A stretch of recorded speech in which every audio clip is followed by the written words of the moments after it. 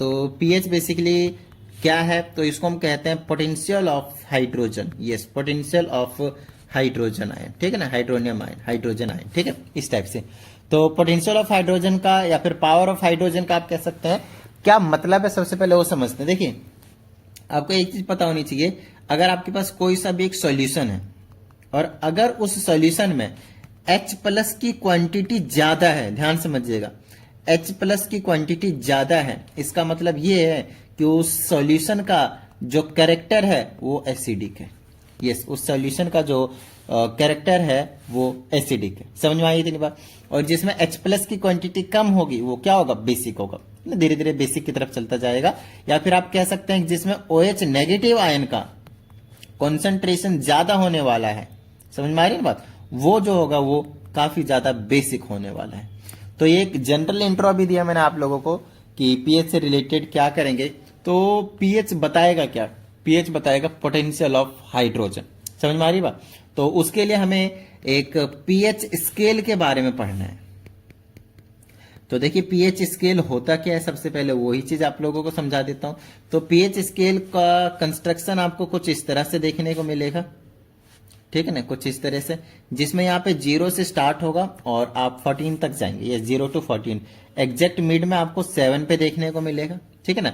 यहाँ पे पर्टिकुलरली कुछ नाम होंगे और यहाँ पे 1, फिर 2, फिर 3, फिर 4, फिर 5 और फिर 6 और फिर 7, फिर यहाँ पे 8, फिर 9, फिर 10, फिर 11, ठीक है ना, 11, फिर 12, फिर आपके पास 13 और फिर फाइनली आपके पास क्या देखने को मिलेगा, 14 देखने को मिलेगा। क्या इतनी सी बात समझ में आ रही है आप लोगों को, डन है, ठीक है, चलिए। और ये कुछ इस तरह से इंक्रीमेंट दिखाता है, इस तरह से, ठीक है ना, यहाँ पे 0 और यहाँ पे मैक्सिमम वैल्यू 14 को इंडिकेट करता है। अब समझाता हूँ कैसे कैसे क्या क्या कहानी होती है। ये आपके पास न्यूट्रल वाली पोजीशन है, ठीक है। तो न्यूट्रल से पहले इधर जितना भी होगा उसमें H प्लस की क्वांटिटी सबसे ज्यादा होती है और इधर वाले में OH माइनस की क्वांटिटी ज्यादा होती है। इसका मतलब ये है कि जब आप 7 से 0 की तरफ जाएंगे, ध्यान से समझिएगा एसिडिक कैरेक्टर यहाँ पे, तो एसिडिक कैरेक्टर बढ़ता है। यस, एसिडिक कैरेक्टर बढ़ता है जब आप 7 से 0 की तरफ आएंगे और जब 7 से आगे ऑनवर्ड आप 14 की तरफ जाएंगे तो बेसिक कैरेक्टर बढ़ता है। मतलब बेसिक कैरेक्टर के केस में तो सीधा सीधा है कि पीएच की वैल्यू अगर बढ़ती जाएगी तो बेसिक कैरेक्टर भी बढ़ता जाएगा। बट एसिड के केस में ऐसा नहीं है। एसिड के केस में वैल्यू जितनी ज्यादा छोटी, एसिडिक कैरेक्टर उतना ही ज्यादा। तो इसके केस में उल्टा है, ऐसे याद रखिएगा। समझ में आ रही है ना बात। तो ये पीएच स्केल की कहानी है। अब समझिएगा, ये जो 7 नंबर पे वो एक न्यूट्रल सॉल्यूशन के बारे में बताता है कि ना ही वो एसिडिक है और ना ही वो बेसिक है। समझ में आ रही बात, इतनी डन है। हमने आपको एसिड से रिलेटेड एक वीडियो दिया है और एक बेस से रिलेटेड वीडियो दिया है। उसके बाद हम आपके साथ पीएच की वैल्यू डिटेल में डिस्कस कर रहे हैं, ठीक है।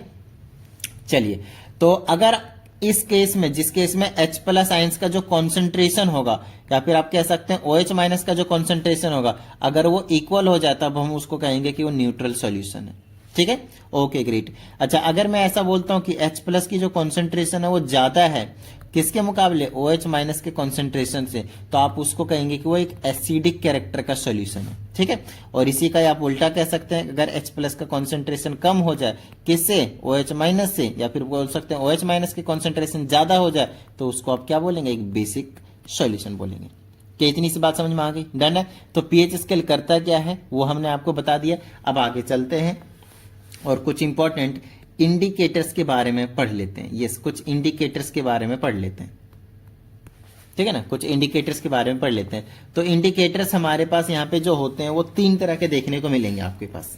जो पहला होगा वो लिटमस पेपर होगा। Yes, litmus paper, litmus paper. तो देखिए, अच्छे से समझ लीजिएगा, एक लिटमस पेपर है, दूसरा मिथाइल ऑरेंज है और तीसरा है फिनोल्फथैलीन।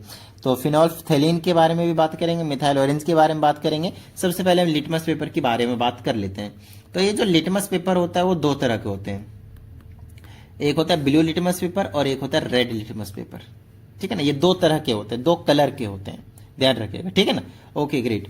अब आपको मैं बता देता हूं कि एसिड का इफेक्ट क्या पड़ता है और बेस का क्या। अगर देखिए, अगर आपने पहली चीज एसिड लिया, एसिड सॉल्यूशन लिया, तो ध्यान समझिएगा कैसे याद रखना है आपको। एसिड के लास्ट में क्या आता है, डी, है ना, और रेड के लास्ट में क्या आता है, डी, मतलब वो ब्लू से रेड में कन्वर्ट करेगा, जो लास्ट में आता है उसमें कन्वर्ट करेगा, मतलब ब्लू लिटमस पेपर को ये रेड में कन्वर्ट करेगा। अगर वो एसिड होगा तो वो ब्लू टू रेड जाएगा, ब्लू लिटमस पेपर को रेड में कन्वर्ट कर देगा। क्या इतनी बात समझ में आ गई आप लोगों को? डन है, क्लियर है, ओके ग्रेट। अब ध्यान रहे, अगर हमने एसिड रेड में ही डाल दिया तो नो इफेक्ट दिखाएगा, नो इफेक्ट, ठीक है, नो इफेक्ट, ध्यान रखिएगा, कोई चेंज देखने को नहीं मिलेगा उसके ऊपर। देखिए अगर आपने एसिड को, फिर से कह रहा हूं मैं, एसिड को ब्लू में डाला तो वो रेड में कन्वर्ट कर देगा, कोई टेंशन वाली बात नहीं है। लेकिन अगर आपने रेड में ही डाल दिया तो ये मत सोचना कि ब्लू में कन्वर्ट कर देगा, नहीं, उस पर किसी भी तरह का कोई भी इफेक्ट नहीं पड़ेगा। समझ में आई बात? चलिए अब हम किसकी बात कर रहे हैं, बेस का, और बेस का ठीक इसी का उल्टा हो जाएगा, और मेरे हिसाब से आप समझ गए होंगे। बेस के लास्ट में क्या आता है, ई, तो किस में कन्वर्ट करेगा, ब्लू के लास्ट में आता है ई, ब्लू में करेगा, तो ये रेड से किस में कन्वर्ट करेगा, ब्लू में, जो लास्ट में आता है उसी में कन्वर्ट करेगा, ध्यान रखिएगा। तो रेड से ब्लू में। अब मान लीजिए कि अगर मैंने ब्लू में डाल दिया तो उस केस में आपके पास नो चेंज देखने को मिलेगा, या फिर कह सकते हैं नो इफेक्ट होगा। समझ में आ गई होगी बात इतनी? डन है। तो आपको आई होप समझ में आया होगा कि लिटमस पेपर का क्या इफेक्ट पड़ता है हमारे एसिड और बेसिक सॉल्यूशन का, ठीक है, ओके ग्रेट। अब हम बात कर लेते हैं मिथाइल ऑरेंज। ओके, तो मिथाइल ऑरेंज जो है वो एक्चुअल में एक ऑरेंज कलर का डाई है, ठीक है, ऑरेंज कलर डाई है ये हमारे पास एक। ओके ग्रेट, जब ये एक ऑरेंज कलर डाई है तो सर हमें फटाफट बताइए एसिड और बेस का क्या फर्क पड़ेगा। एक चीज बता दूं, चाहे आपका लिटमस पेपर हो, चाहे वो आपका मिथाइल ऑरेंज हो, चाहे वो आपका फिनोल्फथेलिन हो, अगर आप चाहते हैं कि उसमें कोई ऐसा सॉल्यूशन डाल दो जो न्यूट्रल हो, तो उस पर वैसे भी किसी भी तरह का कोई भी फर्क नहीं पड़ेगा, ध्यान रखना इस चीज का। समझ में आ गई बात? ठीक है, ओके ग्रेट। तो देखिए methyl orange orange coloured dye होता है। अब बात आती है इसमें अगर हमने एसिड डाला तो बहुत अच्छे तरीके से समझिएगा, तो ये इसको बना देता है रेड, रेड बना देता है, बिल्कुल सेम वैसे ही ब्लू को रेड बनाता था, यहाँ पे ऑरेंज को रेड बना देगा, ठीक है, ओके ग्रेट। अगर इसमें आपने डाल दिया कैसे अल्कलाइन सॉल्यूशन या फिर बोले तो बेसिक सॉल्यूशन, तो बेसिक के केस में, यस बेस के केस में इसको ये कन्वर्ट कर देता है येलो में। क्या इतनी सी बात समझ में आ गई? डन है, ओके ग्रेट। चलिए आगे की बात कर लेते हैं हम। और अब वही बात आती है, अब दूसरे बनाने का तो कोई आपको अल्कलाइन सॉल्यूशन के जगह बेसिक सॉल्यूशन के जगह आप क्या डाल दें, एक न्यूट्रल, तो उसमें कुछ भी फर्क नहीं पड़ेगा, ठीक है, ध्यान रहे इस चीज का, ऑरेंज का ऑरेंज ही रहेगा, ठीक है, ओके ग्रेट। अब आते हैं फिनोल्फथेलिन पे। फिनोल्फ स्पेलिंग ध्यान रखिएगा कि किस तरीके से लिखा जाता है। ये आपके पास फिनोल्फथेलिन। अब ये जो फिनोल्फथेलिन है वो एक्चुअल में एक कलरलेस सब्सटेंस है, दिस इज योर कलरलेस, इसमें किसी भी तरह का कोई भी कलर जो है वो देखने को नहीं मिलता है। और जब हम इसमें एसिड और बेस डालते हैं तब हमें कुछ चीजें देखने को मिलते हैं, और अगर मैं एसिड डाल दूं तो कलरलेस का कलरलेस ही रहता है, कुछ भी फर्क नहीं पड़ता है। लेकिन अगर मैं कुछ बेस डाल दूं तब ये इस केस में पिंक हो जाता है। लो भाई, क्या बात समझ में आई इतनी? डन है, आई होप आपको समझ में आ गया होगा, ठीक है, ओके। तो आपको कितने तरह के इंडिकेटर बता दिए मैंने, एक तो लिटमस पेपर, दूसरा बता दिया मैंने आपको मिथाइल ऑरेंज, और तीसरा बता दिया मैंने आपको फिनोल्फथेलिन। और इन तीनों पे आपको मैंने इफेक्ट बता दिया कि एसिड डालेंगे तो क्या होगा और बेस डालेंगे तो क्या होगा। अब आगे की बात करते हैं, नोट्स बनाते जाइएगा बड़े प्यार से। एक ऐसा भी इंडिकेटर है जिसे हम यूनिवर्सल इंडिकेटर के नाम से जानते हैं, यूनिवर्सल इंडिकेटर, ठीक है, यूनिवर्सल इंडिकेटर। ये जो यूनिवर्सल इंडिकेटर होता है वो जनरली येलो कलर का होता है। जनरली क्या होता है, वो आपके पास येलो कलर का होता है, ठीक है, जनरली येलो कलर का होता है। अच्छा, अगर अब ये यूनिवर्सल इंडिकेटर करता क्या है, तो आप चाहे आपका एसिड हो, चाहे वो आपके पास बेस हो, चाहे वो आपका न्यूट्रल सॉल्यूशन है, वो इन तीनों सॉल्यूशन के केस में एक पर्टिकुलर कलर प्रोवाइड करेगा, ध्यान रहे, ठीक है ना, एक पर्टिकुलर कलर प्रोवाइड करेगा। तो ये होता कुछ नहीं, एक सिंपल पेपर होता है लिटमस पेपर की तरह, जिसमें आप किसी भी टाइप के सॉल्यूशन को डालें आपको डिफरेंट डिफरेंट कलर मिलता है। अब बात आती है सर हमें कौन से कलर से कितना इसका पीएच होगा, एसिडिक होगा या बेसिक होगा, हमें कैसे पता चलेगा? नो डाउट मैंने आप लोगों के लिए यहाँ पे जुगाड़ बिठा रखा है, चलिए देखिए। हाँ, तो इस वाले सॉल्यूशन में, इस वाले क्वेश्चन में आप साफ साफ देख सकते हैं कि अगर आपके पास ग्रीन कलर आया, ये वाले कलर आए लगभग लगभग, तो समझेंगे वो न्यूट्रल है। ठीक है, न्यूट्रल है लगभग लगभग। अच्छा, इधर से इधर जाते जा रहे हैं तो बेसिक कैरेक्टर बढ़ रहा है, मतलब अगर पर्पल आया तो सबसे ज्यादा बेसिक कैरेक्टर शो कर रहा है, सबसे ज्यादा बेसिक कैरेक्टर शो कर रहा है। ठीक है, ओके ग्रेट। वहीं पे आप कलर चूज आउट कर सकते हैं, देख लीजिए सारे कलर आपके सामने हैं, इधर से सारे कलर आपके सामने हैं। डार्क रेड के कलर में है ना, मतलब ये वाला डार्क रेड ही होता है, ये सबसे ज्यादा जो है आपके पास वो, ये थोड़ा सा रेड होता है, पिंक भी लिख रखा है, कोई टेंशन नहीं है, लगभग लगभग थोड़ा सा कलर वैसे ही रहता है। डार्क रेड के टाइप में आपको जो देखने को मिलेगा वो सबसे ज्यादा एसिडिक देखने को मिलेगा, मतलब ये पीएच की वैल्यू 0 को रिप्रेजेंट कर रहा है और ये पीएच की वैल्यू 14 को रिप्रेजेंट कर रहा है। आई होप आपको समझ में आ रहा होगा। एक तरीके से पूरे पीएच स्केल ही समझ सकते हैं आप एक तरीके से, बट ये एक पेपर होता है जिसमें आपको डिफरेंट डिफरेंट कलर्स देखने को मिलते हैं। ठीक है ना, उस कलर उसी में यूनिवर्सल इंडिकेटर में आप कलर चूज कर लें और इनमें से चेक कर लें कि कौन सा कलर है, उसके अकॉर्डिंग आपको यहाँ पे पीएच की वैल्यू मिल जाएगी। देखो 1 2 3 4 5 6 ऐसे करके आपको पीएच की वैल्यू मिल जाएगी। और अगर आपको एक बार पीएच की वैल्यू मिल गई तो आपको बता ही दिया है ना कि कब एसिडिक होता है और कब बेसिक होता है। समझ में आ गई होगी यूनिवर्सल इंडिकेटर भी। Got it. चलिए अब मैं आप लोगों को कुछ ऐसे एग्जांपल्स बता देता हूं जिनके पीएच की वैल्यूज कितने कितने होते हैं। ठीक है ना, देखिए अगर आपके पास HCl है, मतलब कंसंट्रेटेड वाला, तब उसकी होती है 0 होते पीएच की वैल्यू, मतलब मोस्ट एसिडिक होते हैं, सबसे ज्यादा एसिडिक क्या है, HCl। ठीक है ना। अच्छा, अगर मैं इसी में, अच्छा ये होता है 1 मोलर, 1 मोलर मतलब आप समझ लीजिए 100% कॉन्सेंट्रेटेड है, और 0.1 मोलर मतलब समझ लीजिए ज्यादा कॉन्सेंट्रेटेड नहीं है, कम कॉन्सेंट्रेटेड है, HCl होता है, तो इसकी पीएच की वैल्यू 1 होती है। ठीक है। अच्छा, गैस्ट्रिक जूस, अब ये गैस्ट्रिक जूस क्या होता है सर, तो गैस्ट्रिक जूस हमारे स्टमक के वॉल से रिलीज होता है। ठीक है ना, उसमें भी हमारे पास HCl ही पाया जाता है, उसकी पीएच की वैल्यू लगभग 1 से 2 के बीच में लाई करती है। ठीक है। लेमन जूस मैं बताते जा रहा हूं, साथ साथ में लिखते जाइएगा। लेमन जूस लगभग 2.2 से लेकर 2.4 के बीच में लाई करता है। विनेगर का आपने नाम सुना होगा, यूज भी क्या होगा, है ना, इसकी लगभग 2.9 होती है। पीएच के वैल्यूज बता रहा हूं मैं आप लोगों को सबको। ठीक है ना। ऑरेंज जूस पिया होगा आप सबने, तो ऑरेंज जूस की जो पीएच की वैल्यू होती है वो लगभग 3.5 के आसपास होती है। ठीक है ना। सारी वैल्यूज यहाँ पे अप्रोक्सीमेटेड ही रहेंगे, ये मत सोचना कि बिल्कुल एग्जैक्ट इतना ही निकल कर आने वाला है ना, पॉइंट में थोड़ा सा डेसिमल में आगे पीछे होगा, उसकी टेंशन मत लीजिएगा। उसके बाद टोमेटो जूस का आपने नाम सुना होगा, ये और भी ज्यादा एसिडिक होते हैं टोमेटो जूस। ठीक है ना, तो ये आपके पास और भी ज्यादा एसिडिक, मतलब कम एसिडिक होते हैं, सॉरी, क्योंकि वैल्यूज ज्यादा होते हैं ना टोमेटो जूस का, तो ये और थोड़ा कम एसिडिक, 4 से लेकर 4.4 के बीच में लाई करते हैं। ठीक है। आपने बियर का नाम सुना होगा, पीना मत। ठीक है। चलो, तो ये भी एसिडिक होते हैं, लगभग 4 से 5 के बीच में आपको देखने को मिलेंगे इसकी पीएच की वैल्यू।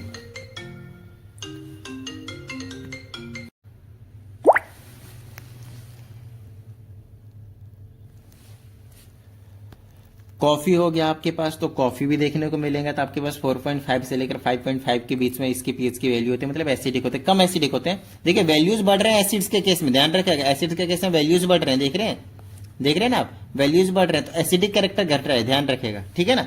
आगे और अगर मैं एसिड रेन की बात करता हूं, जो सबसे पहली बारिश होती है, उसकी पीएच की वैल्यू लगभग 4 से 5 के बीच में लाई करती है। लेकिन जो जनरली रेन वाटर होते हैं, रेन वाटर, उसकी वैल्यू 5.6 के आसपास होती है।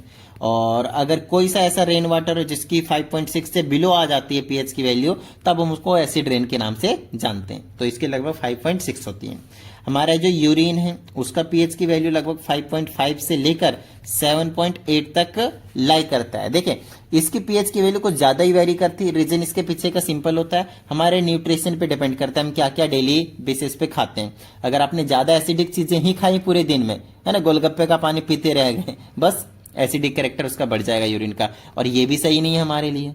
ठीक है ना, ध्यान रहे। तो बहुत ज्यादा गोलगप्पे का पानी या फिर ज्यादा ही खट्टा नहीं खाना डेली के बेसिस पे। वैसे तो खाना है, आपको विटामिन सी लेना ही लेना है, बट हद से ज्यादा नहीं खाना कि भैया पीएच की वैल्यू हमारे बॉडी का डिसबैलेंस हो जाए। पीएच की वैल्यू एक बहुत ज्यादा इंपॉर्टेंट रोल प्ले करती है हमारी बॉडी के लिए। ठीक है ना, वो अभी हम डिस्कस करेंगे एप्लीकेशन में। चलिए और कुछ चीजें बता देता हूँ। सलाइवा आपको पता है माउथ में आपके पास प्रेजेंस होता है ना, बनता रहता है। इसकी पीएच की वैल्यू लगभग 6.2 से लेकर 7.2 के आसपास लाई करता है।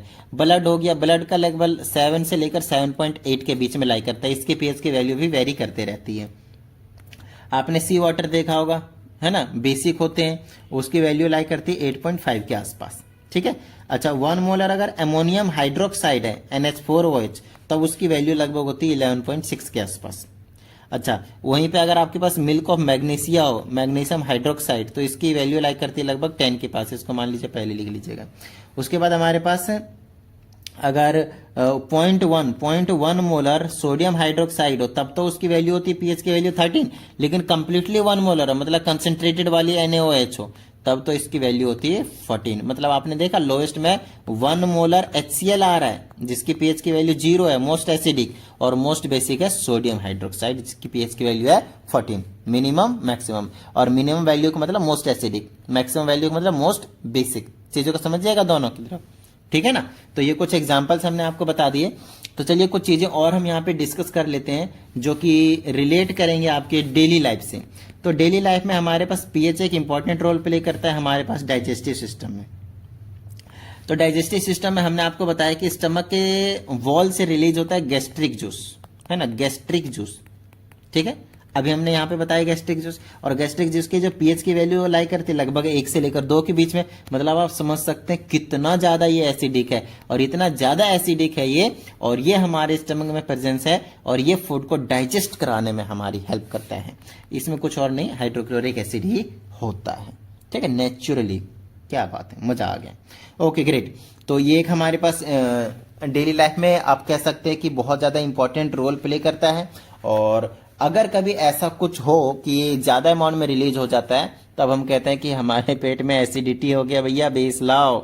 उस केस में आप बेकिंग सोडा वगैरह कुछ बेसिक चीजें लेने की कोशिश करते हैं, मैग्नीशियम हाइड्रोक्साइड, एल्यूमिनियम हाइड्रोक्साइड जैसी चीजें जो इनो पीते हैं वो क्या आपके पास बेसिक में आ जाते हैं, ठीक है। Okay great. इसका यूज आपको और भी देखने को मिलेगा, जैसे आपने किसी के बी स्टिंग ने आपको काट लिया, बी के स्टिंग में ना मिथेनोइक एसिड पाया जाता है। कौन सा एसिड पाया जाता है? मिथेनोइक एसिड पाए जाते हैं। बता रखा है हमने आपको पहले एसिड वाले चैप्टर में, ठीक है, एसिड वाली वीडियो में बेसिकली। तो मिथेनोइक एसिड को न्यूट्रलाइज करने के लिए हमें कुछ ना कुछ भैया बेस तो डालना पड़ेगा ना। तो ये पीएच की वैल्यू वहां का बहुत कम कर देता है, तो हम बेस डालते हैं उसमें, तब उसकी पीएच की वैल्यू मेंटेन हो जाती है, एसिड बेस सॉल्ट बन जाता है और वाटर।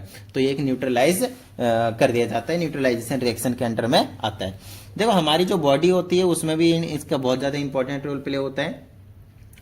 हमारी बॉडी का आप कह सकते हो कि एक तरीके से जो एंजाइम्स होते हैं, एंजाइम्स अब क्या होते हैं वो बता देता हूँ। देखिए किसी भी केमिकल रिएक्शन में अगर आपके पास रिएक्टेंट है और प्रोडक्ट में कन्वर्ट हो रहे हैं, तो रिएक्शन को फास्ट कराने के लिए जनरली हम यूज करते हैं कैटेलिस्ट का। उसी प्रकार से हमारे बॉडी में कुछ बायो कैटेलिस्ट होते हैं, एंजाइम्स को हम बायो कैटेलिस्ट कहते हैं। बायो कैटेलिस्ट किस लिए? क्योंकि ये लाइफ से रिलेटेड है। हमारे लाइफ में ये फूड को ब्रेक डाउन कराने में, डाइजेस्ट कराने में बड़ी तगड़ी तरीके से हेल्प करता है, और कैटेलिस्ट के तरीके से काम करता है किसी केमिकल रिएक्शन जैसे, और ये काम करता है, इसी को हम कहते हैं एंजाइम्स। तो एंजाइम्स भी एक प्रॉपर पीएच में काम करेगा, ये नहीं कि बहुत ज्यादा एसिडिक या फिर बहुत ज्यादा बेसिक। तो ये भी जो काम करते हैं वो लगभग 7 से लेकर आप कह सकते हैं कि 7.5 7.6 इसके बीच में, जो ब्लड का रेंज होता है ना 7 to 7.8 आप बोल सकते हैं, इसके बीच में ये काम करता है। तो ये काम करना बंद कर देंगे अगर आपके बॉडी का पीएच की वैल्यू बैलेंस ना हो। आपने सुना होगा सॉइल में हम फसल उगाते हैं, नो डाउट। तो सॉइल भी फसल तभी उगाती है जब इसकी पीएच की वैल्यू लगभग 7 to 7.6 के अराउंड में रहता है। इससे कम ज्यादा होता है तो वो भी फसल, मतलब जो भी हम क्रॉप्स उगाते हैं उसमें, वो भी डेड हो जाते हैं। तो देखिए कितना ज्यादा इंपॉर्टेंस रोल प्ले करता है ये पीएच। समझ में आ रही होगी आप लोगों को? डन है, ठीक है, ओके। और आपको ब्लड वगैरह के बारे में बता दिया, सलाइवा के बारे में बता दिया। ये सारे पीएच की वैल्यू अगर ये डिस्टर्ब हो गए तो आपके बॉडी में सारी डिस्टर्बेंस आनी शुरू हो जाएगी। पीएच की वैल्यू आपको डेयरी प्रोडक्ट्स में भी देखने को मिल जाएगा, जैसे कि आपका मिल्क का लगभग उसमें होता है लैक्टिक एसिड, है ना, तभी वो जल्दी जल्दी कर्ड में कन्वर्ट होना चाहता है, और कर्ड में कहते हैं लैक्टिक एसिड होता है इसी रीजन से, ठीक है ना। तो उसको ना कन्वर्ट हो तो इसलिए हम उसमें क्या डाल देते हैं कई बार? Baking soda. किस में? मिल्क में, ताकि वो जल्दी से दही में कन्वर्ट ना हो जाए अपने आप, ठीक है ना, उससे बचाने के लिए, प्रिवेंट करने के लिए। क्या इतनी बात समझ में आ गई? और यहाँ पे हमारे पास लगभग जो चीजें हैं वो खत्म हो जाती है पीएच से रिलेटेड। तो सबसे पहले नो डाउट सॉल्ट की डेफिनेशन, चलिए स्टार्ट करते हैं। सॉल्ट क्या आपके पास एक ऐसा कंपाउंड है जो कब बनता है? या तो आप पार्शियल या तो आप कंप्लीट रिप्लेसमेंट करा दें। किस चीज का? जो आयोनाइजेबल हाइड्रोजन उसमें प्रेजेंट होते हैं उसका, और उसके जगह पे, यस, उसके जगह पे क्या लाते हैं हम, एक मेटल आयन लाते हैं, ठीक है, मेटल आयन लाते हैं, या फिर आप एमोनियम आयन भी ला सकते हैं, ठीक है ना। अब ये आपको एक बहुत अच्छे तरीके से एग्जांपल तब समझ में आएगा जब अभी मैं आपको समझाऊंगा। जैसे मेरे पास एक एसिड है, देखिए HCl है, HCl में क्या है, मेरे पास एक आयोनाइजेबल हाइड्रोजन है। आयोनाइजेबल मतलब जो आयोनाइज हो जाए, वाटर में डालते ही टूट जाए, समझ रहे हो, तो H+ में टूटेगा ये, तो इसको हम कहते हैं आयोनाइजेबल हाइड्रोजन। अगर मैंने इसमें मान लो कि क्या डाल दिया, सोडियम हाइड्रोक्साइड डाल दिया मैंने, जो क्या कंटेंट कर रहा है आपके पास, एक सोडियम मेटल आयन को कंटेंट कर रहा है, देखिए मेटल आयन को कंटेंट कर रहा है, ठीक है, ओके। जब इनका रिएक्शन करवाता हूं तो मुझे मिलता है NaCl, मतलब ये और ये आपस में कंबाइन हो जाते हैं और H और OH मिलकर H2O में कन्वर्ट हो जाते हैं, ठीक है। वैसे ये रिएक्शन वही है जो पहले स्टार्टिंग में बताया था, एसिड और बेस मिलाएंगे सॉल्ट और वाटर बनेगा, तो वही चीज है, हमें तो भैया सॉल्ट ही बनाना है। तो सॉल्ट बनाने के लिए मैं आप लोगों को डेफिनेशन में थोड़ा सा बदलाव करके और समझाने की कोशिश कर रहा हूं। तो सॉल्ट कब बनेगा, जब एक आयोनाइजेबल हाइड्रोजन को रिप्लेस कर देगा कौन, एक मेटल आयन, और इसके जगह पे बैठ जाएगा और खुद ही एक बनाकर दे देगा आपको सॉल्ट। समझ में आ गई होगी बात। तो पार्शियल रिप्लेसमेंट और कंप्लीट रिप्लेसमेंट, ये दोनों काम हो सकते हैं। जैसे कि मैंने सोडियम हाइड्रोक्साइड डाला किसमें, H2SO4 में, यहां मैंने करवाया पार्शियल रिप्लेसमेंट, मतलब अगर दो हाइड्रोजन आयोनाइजेबल होंगे तो एक ही को रिप्लेस करेंगे हम, ठीक है ना, कंप्लीट नहीं करेंगे। जैसे यहां से दो हाइड्रोजन को हम आयोनाइज करा सकते थे, मतलब दोनों को हटा सकते थे, लेकिन हमने दोनों को नहीं हटाया, देखिए एक को ही रखा है, एक को रखा और एक को हटाया, और उस एक के जगह पे ये मेटल आयन को हमने लाकर भाई चिपका दिया, तो NaHSO4 हमने, सोडियम बाइसल्फेट इसको कहते हैं, या फिर सोडियम हाइड्रोजन सल्फेट भी कहते हैं इसको, वो हमने बना दिया, और यही आपका सॉल्ट है। उसके बाद यहां से देखिए, यहां से एक H गया था और ये हमारा OH, H2O हमारा बाहर निकला। सिमिलरली NH4OH हम एमोनियम को भी ला सकते हैं, नो डाउट। तो यहां से एक हाइड्रोजन को हटाएंगे तो देखिए HSO4 बचेगा, और यहां से एमोनियम को ला देंगे तो सीधा हमारे पास सॉल्ट मिल जाएगा, और फिर यहां से OH और यहां से जो एक H गया था दोनों मिलाकर H2O बाहर फेंक देगा। समझ में आ गई की बात। बस इसी चीज में आप टोटल बोले तो कंप्लीट रिप्लेसमेंट भी करा सकते हैं, बिल्कुल सेम रिएक्शन। देखिए दोनों को, एसिड में से दोनों को उड़ा दीजिए और उसकी जगह सोडियम को ला दीजिए, लो भैया काम बन गया। तो लेकिन Na2 बनेगा, समझ में आ रही है, फॉर्मूले बनाने आते होंगे आपको। उसके बाद OH और यहां से जो H2 निकला था दोनों मिलाकर 2H2O में बैलेंस करने के लिए इस तरह से निकल जाएंगे। यहां पे बिल्कुल सेम काम किया। अब आपको समझ में आ गया होगा कि पार्शियल रिप्लेसमेंट क्या है और कंप्लीट रिप्लेसमेंट क्या है, और किस तरीके से आपका जो सॉल्ट है वो तैयार होकर आपको मिल रहा है। समझ में आ गई बात, इतनी डन है। चलिए कुछ सॉल्ट के एग्जांपल है, देखिए कुछ न्यूट्रल सॉल्ट होते हैं, कुछ एसिडिक सॉल्ट होते हैं और कुछ एल्कलाइन सॉल्ट होते हैं, ठीक है। तो न्यूट्रल सॉल्ट के एग्जांपल ये हैं और इनके एग्जांपल ये हैं और इनके एग्जांपल ये हैं, इनको थोड़ा सा याद रखने की कोशिश कीजिएगा, बाकी अभी हम इनके बारे में और डिटेल में पढ़ने ही वाले हैं, ठीक है। हमारे पास 6 तरह के सॉल्ट देखने को मिलेंगे, तो सबसे पहले आज हम इन्हीं 6 तरह के सॉल्ट के बारे में जो है वो बात करने वाले हैं। तो चलिए स्टार्ट करते हैं सबसे पहले नॉर्मल सॉल्ट के बारे में। तो नॉर्मल सॉल्ट क्या होता है, एक ऐसा सॉल्ट जो कंप्लीट रिप्लेसमेंट से बनता हो। अभी बताया ना, जितने हाइड्रोजन आयोनाइज हो सकते हैं सबको भगाओ और उसके जगह मेटल आयन ला दो, समझ में आ गई बात, उसी को हम बोलेंगे नॉर्मल सॉल्ट। जैसे अभी हमने आपके सामने NaCl बनाया, उसी तरह KCl बना सकते हैं। कंप्लीट रिप्लेसमेंट, इसमें आप देख सकते हैं कंप्लीट रिप्लेसमेंट है, इसमें आयोनाइजेबल हाइड्रोजन बचता ही नहीं है, ध्यान से समझिएगा। जितने भी हाइड्रोजन आयोनाइजेबल होते हैं, आयोनाइजेबल हाइड्रोजन क्या रहेगा इसमें, बचेगा ही नहीं, बचेगा ही नहीं। समझ में आ रही है बात, क्योंकि सारे जितने भी आयोनाइजेबल हाइड्रोजन होते हैं सबको हम भगा देते हैं और हमारा सॉल्ट इस तरीके से हम तैयार कर देते हैं। इनको हम नॉर्मल सॉल्ट से नाम से जानते हैं। कुछ हमारे पास है एसिड सॉल्ट्स जिसमें आयोनाइजेबल हाइड्रोजन होगा, यस होगा। तो एक ऐसा सॉल्ट जो कैसे बना होगा, partial replacement of ionisable hydrogen ion, मतलब सारे हाइड्रोजन आयन नहीं भगाए होंगे, जैसे अभी ऊपर भी बनाया था, बिल्कुल सेम यही चीज। समझ में आ रही है बात, सब में आपको हाइड्रोजन देखने को मिलेंगे जो फिर से आयोनाइज हो सकता है। फिर आपके पास है बेसिक सॉल्ट, एक ऐसा सॉल्ट जो पार्शियल रिप्लेसमेंट करवा दे, किसका, हाइड्रोक्सिल आयन का एग्जांपल बताता हूं। जैसे आपके पास मान लीजिए कि लेड हाइड्रोक्साइड है, ठीक है। तो लेड हाइड्रोक्साइड में से लेड हाइड्रोक्साइड एक को रिमूव किया, ये दो थे, देखिए ब्रैकेट वाले दो थे, एक को रिमूव किया और उसके जगह पे आयन ला दिया, एनायन ला दिया, एसिडिक रेडिकल जो कि क्या होते हैं, एनायन होते हैं, लाकर इसके साथ चिपका दिया। ये आपके पास बेसिक बेसिक बेसिक बेसिक के एग्जाम्पल देखने को मिल जाएंगे। समझ में आगे की बात। डबल सॉल्ट बड़ा इंपॉर्टेंट है। इसमें हम क्या करते हैं, दो सॉल्ट लेते हैं, दो अलग अलग सॉल्यूशन बनाते हैं, सैचुरेटेड सॉल्यूशन। सैचुरेटेड मतलब और भी ज्यादा उसमें सॉल्ट नहीं डाल सकते, जितना मैक्सिमम डालना था हमने डाल दिया। उसके बाद इन दोनों को हम मिक्स कर देते हैं, इन दोनों को क्या करते हैं, मिक्स कर देते हैं। इसमें मान लीजिए मिक्स कर दिया, अब ये जो सॉल्ट तैयार होगा वो हमारा क्या रहेगा, डबल सॉल्ट रहेगा। एग्जाम्पल मोर सॉल्ट। जैसे हमने फेरस सल्फेट भी लिया और एमोनियम सल्फेट भी लिया, दोनों को मिला दिया वाटर में, ये जो हमारा तैयार हुआ वो हमारा मिल गया मोर सॉल्ट। और पोटेशियम भी कुछ इसी तरीके से बनाया जाता है, पोटेशियम सल्फेट, एल्यूमिनियम सल्फेट और 24 हाइड्रेशन रहता है इसमें। और यही फिटकरी का एग्जाम्पल है, याद कीजिए फिटकरी है ना, वही सेविंग के बाद जो लगाते हैं वही वाला, ये उसका एक फॉर्मूला है, ठीक है ना। चलिए कॉम्प्लेक्स सॉल्ट अभी आपको ज्यादा डिटेल में इसके बारे में नहीं पढ़ना है, 12th क्लास में पूरा का पूरा आपके पास चैप्टर है ना। तो कॉम्प्लेक्स के बारे में बाद में पढ़ेंगे, बस एक आधा एग्जाम्पल याद रखिएगा।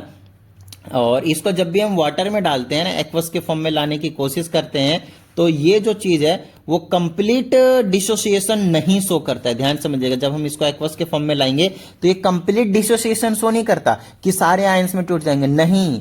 एक सिंपल रहता है आयन में और एक रहता है कॉम्प्लेक्स आयन में टूटता है। समझाता हूं, जैसे ये पोटेशियम है तो ये 4K प्लस में टूटेगा, K प्लस में 4 थे इसलिए ऐसे कर दिया, प्लस में ये पूरा का पूरा ऐसे ही रहेगा, ये टूटता ही नहीं, यही इसका नेचर है। और ये माइनस का 4 लिखूंगा ताकि दोनों का चार्ज जो है वो बैलेंस हो जाए, और कुछ नहीं। समझ में आ रही होगी बात, ठीक है। तो ये जो कहानी है देखिए, ये नहीं टूटा पूरा, तो इसी को हम कहते हैं कॉम्प्लेक्स सॉल्ट।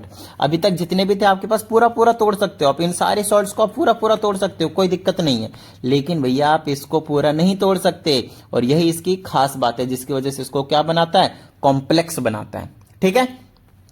मिक्स सॉल्ट उसमें कहते हैं जिसमें दो कैटायन या फिर दो एनायन देखने को मिलते हैं, जैसे कि कैल्शियम ऑक्सीक्लोराइड, इसको हम ब्लीचिंग पाउडर के नाम से जानते थे, जिसमें OCl- और Cl- दो एनायन देखने को मिल रहे हैं।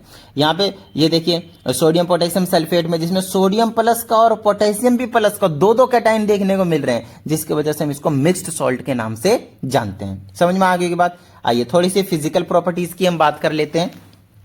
फिजिकल स्टेट में आपको पता है ये एक नॉन वोलाटाइल सॉलिड के फॉर्म में पाया जाता है। नॉन वोलाटाइल मतलब अपने आप नहीं उड़ेंगे, वेपर्स नहीं बना लेंगे जिस भी स्टेट में एग्जिस्ट करते हैं। सो ओवरऑल ये सॉलिड में रहते हैं, या फिर आप ये कह सकते हैं कि क्रिस्टल के फॉर्म में ये रहते हैं। इलेक्ट्रिकल कंडक्टिविटी ध्यान रखिएगा सिर्फ मोल्टन स्टेट में होती है, इनकी मोल्टन स्टेट में होती है, ध्यान रखिएगा। एक्वस के फॉर्म में होता है, सॉलिड के फॉर्म में इलेक्ट्रिकल को कंडक्ट नहीं करते हैं। सॉलिबिलिटी मैक्सिमम सॉल्ट सॉल्युबल होते हैं वाटर में, लेकिन कुछ कुछ नहीं होते हैं।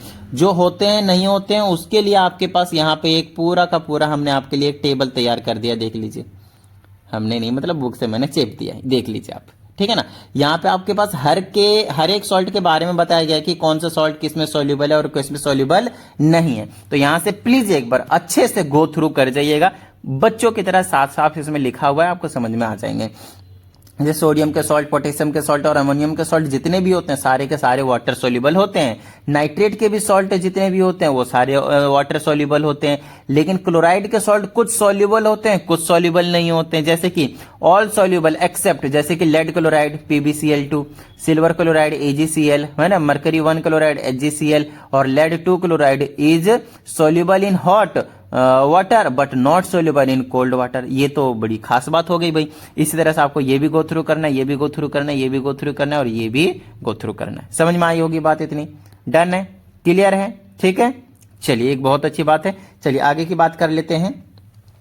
हाइड्रोलिसिस, जब इसका हम हाइड्रोलिसिस कराते हैं तो क्या करता है, ये अपने आयंस में टूट जाते हैं। जैसे मैंने बोला कि सोडियम एसीटेट है मेरे पास, ये एक सॉल्ट बनाया है मैंने, है ना, ये मेरे पास एक सॉल्ट है। अब इसको अगर मैं एक्वस के फॉर्म में लाऊंगा तो ये किस में कन्वर्ट हो जाएगा, CH3CO- और ये Na+ में टूट जाएगा, अपने आयंस में टूट गए, ठीक है ना। इसी को बोलते हैं हम हाइड्रोलिसिस भैया। चलो नेक्स्ट है इफेक्ट ऑफ डाइल्यूट एसिड। अगर मैं सॉल्ट में डाइल्यूट एसिड डाल देता हूं तो उसी के कॉरेस्पॉन्डिंगली सॉल्ट बन जाता है। जैसे ये कार्बोनेट है, यहाँ पे सल्फेट है, सल्फेट का सॉल्ट बना लेगा पोटेशियम सल्फेट, और नो डाउट वाटर के साथ साथ, क्योंकि ये कार्बोनेट था, कार्बन डाइऑक्साइड, अगर यहाँ पे सल्फेट होता तो सल्फर डाइऑक्साइड आपको बाहर निकलता हुआ दिखता। अब हमारे पास प्रिपरेशन ऑफ नॉर्मल सॉल्ट्स, तो एक तो है आपके पास कि भैया आप डायरेक्ट कॉम्बिनेशन कराएं मेटल नॉन मेटल का हीट के साथ, आपका डायरेक्ट सॉल्ट जो है तैयार मिल जाएगा। लेकिन कुछ ऐसे हैं जहां पे आप डिस्प्लेसमेंट करा सकते हैं। याद कीजिए 9th क्लास में आपको मैं करवा रहा था displacement reaction, more reactive element less reactive element को उड़ा देता था, है ना। तो यहाँ पे क्या है, आप ये भी कह सकते हैं ये मेटल और एसिड है, सॉल्ट और हाइड्रोजन गैस आपको दे रहा है, खत्म बात वही। तो जैसे भी आप समझना चाहें, ऑलरेडी ये चीजें करवाई हुई हैं, आप समझ सकते हैं। अब हम यहाँ पे समझेंगे neutralization of insoluble base by an acid. मतलब हमारे पास कुछ इनसॉल्युबल बेस होंगे, अगर मैं उसमें एसिड डाल देता हूं तो मुझे न्यूट्रलाइज होकर एक सॉल्ट मिलने वाला है। जैसे कॉपर ऑक्साइड है इनसॉल्युबल है, जिंक ऑक्साइड है इनसॉल्युबल इन वाटर है। इसमें हमने अगर डाइल्यूट एसिड्स डाल दिए, समझ में आ रहे नहीं, इनमें अगर हमने एसिड्स डाल दिए तो ये हमें सॉल्ट मिल गया, साथ में वाटर तो मिलेगा ही मिलेगा, ठीक है ना। ये तो बड़ी छोटी सी रिएक्शन है, आपको मालूम होनी चाहिए। हाइड्रोक्साइड है इनसॉल्युबल, हाइड्रोक्साइड की बात कर रहा हूं। यहां पे हमने मेटल ऑक्साइड्स की बात कर ली थी इनसॉल्युबल। अब की बार इनसॉल्युबल हाइड्रोक्साइड्स के साथ सेम वही एसिड डाला, सॉल्ट और वाटर मिल गया आपको। फिर से इनसॉल्युबल कुछ कार्बोनेट्स ले लिए हमने और उसमें हमने फिर एसिड डाल दिए और फिर से हमें सॉल्ट वाटर और साथ में ये कार्बोनेट्स थे, इसलिए कार्बन डाइऑक्साइड गैस भी आपके पास बाहर जा रहे हैं। ठीक है इतनी बात, ओके ग्रेट। नेक्स्ट की बात करते हैं neutralization of soluble base by an acid, sodium hydroxide. और इस टाइप से अगर आप देखें यहाँ पे, देखिए यहाँ पे है क्या, एक तरह से बेस है, एसिड है, सॉल्ट है, वाटर है, और है क्या यहाँ पे, कुछ नहीं। तो बस यहाँ पे सॉल्युबल बेस की बात करें, सोडियम हाइड्रोक्साइड पोटेशियम हाइड्रोक्साइड क्या होते हैं, सॉल्युबल होते हैं। इधर इनसॉल्युबल थे और ये क्या हो गया आपके पास, सॉल्युबल हो गया भाई, ठीक है ना। एक चीज और बताता हूं, अगर आप चाहते हैं कि आपको पूरी डिटेल में कहने मतलब कि कौन सॉल्ट का आयन कहाँ गया, किससे मिला, किस तरीके से ये सॉल्ट तैयार हुआ, क्या क्या साइड प्रोडक्ट बने, वो भी चीजें अगर आपको डिटेल में समझनी है तो कमेंट करके बता दीजिएगा। और उससे भी रिलेटेड एक चीज बता देता हूं आप लोगों को, अगर आप चाहते हैं कि भाई हाँ मुझे एक पर्सनल ऑनलाइन क्लास की नीड है, मुझे चीजें समझ में उतनी नहीं आई हैं, पर्सनल ऑनलाइन क्लास की बात कर रहा हूं मैं, जहां पे मैं वन ऑन वन क्लास लूंगा और आप लोगों को पर्टिकुलरली 1 आवर का जो टाइम है वो मैं दे पाऊंगा। But remember this session will be paid, तो उसके लिए आपको पे करना पड़ेगा, ध्यान रखिएगा, ठीक है। और एक प्रॉपर तरीके से क्लास होगी जैसे कि इसमें मैं पढ़ा रहा हूँ, बिल्कुल सारी चीजें आपको लाइव रहूंगा आपके पास, तो आपके जो भी डाउट होते हैं वो आप वहां पे क्लियर कर सकते हैं, ठीक है। आगे की बात कर लेते हैं हम। तो प्रिपरेशन ऑफ कुछ इनसॉल्युबल सॉल्ट्स की बात करते हैं, जो सॉल्युबल नहीं होते उसकी प्रिपरेशन कैसे करेंगे। एक तो डायरेक्ट कॉम्बिनेशन है भाई, तो जैसे कि आपके पास आयरन है और सल्फर लिया मैंने, दोनों को मिला दिया तो आयरन सल्फाइड बना लिया हमने, ठीक है ना, जिसको हम फेरस सल्फाइड भी कहते हैं। लेड सल्फाइड बना दिया, जिंक सल्फाइड बना दिया, ये सारे इनसॉल्युबल सॉल्ट्स है। इस तरीके से हम डायरेक्ट कॉम्बिनेशन से भी प्रिपरेशन करवा सकते हैं। आगे की बात करते हैं प्रिसिपिटेशन की। अब अच्छे समझिएगा, प्रिसिपिटेशन रिएक्शन भी 9th क्लास में करवाया हुआ है, कुछ टेंशन वाली बात नहीं है। यहाँ पे आप क्या लेते थे, दो सॉल्ट लेते थे और कुछ नहीं, तो पहला सॉल्ट दूसरा सॉल्ट, अपने आयंस को एक्सचेंज करेंगे और कुछ इस तरीके से बना देंगे। देख लीजिए, इसका सल्फेट बेरियम के साथ चला जाएगा, इसका क्लोराइड इसके साथ चला जाएगा और आपके पास 2 अलग सॉल्ट मिलेंगे, जिसमें एक जो होगा वो एक इनसॉल्युबल होंगे ये, और इनसॉल्युबल होंगे तो ये क्या करेंगे, प्रिसिपिटेट बना लेंगे। मतलब अगर मान लो इसको और इसको आपने एक बीकर में डाल दिया या फिर आप कह सकते हैं एक टेस्ट ट्यूब में डाल दिया, तो ये यहां तक मान लीजिए डाल दिया, उसके बाद थोड़ी देर के बाद ये जो बेरियम सल्फेट बनेगा रिएक्शन होने के बाद, वो इसी में ही नीचे के साइड में यहाँ पे दानेदार के टाइप में सॉलिड के फॉर्म में ये सेटल डाउन हो जाएंगे इनसॉल्युबल के डायन में, और सोडियम क्लोराइड इधर सॉल्युबल रहेगा आपके पास वाटर में, कोई टेंशन वाली, ये इनसॉल्युबल और ये सॉल्युबल, ठीक है। उसी तरह से फिर से हमने 2 अलग अलग नाइट्रेट लिया और क्लोराइड लिया, तो अपने आयंस को एक्सचेंज कर लेंगे और कुछ नहीं, खत्म बात, ठीक है ना। अपने आयंस को एक्सचेंज कर लेगा, खत्म बात। और ये एक white PPT again lead chloride का हमें देखने को मिल जाता है। क्या इतनी बात समझ में आ गई, डन है।